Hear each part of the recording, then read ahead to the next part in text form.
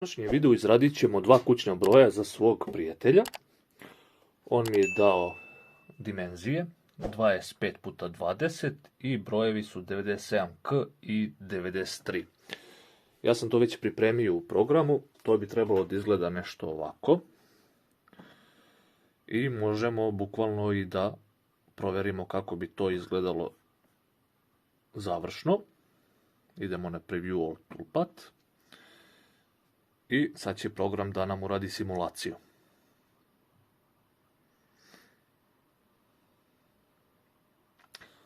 Ovo je kao što vidite za broj 93 i sad će 97K.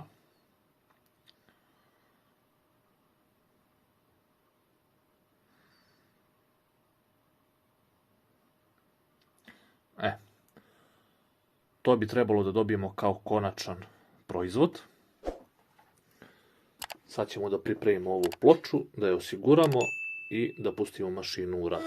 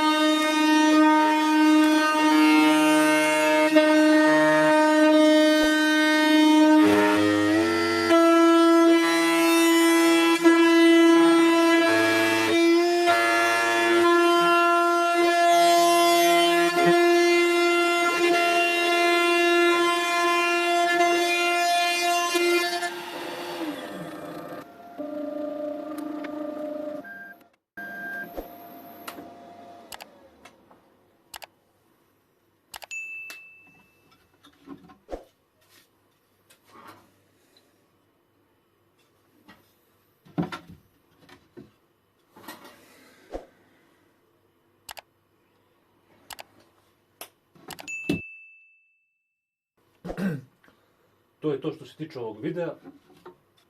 Vidimo se u sljedećem klipu.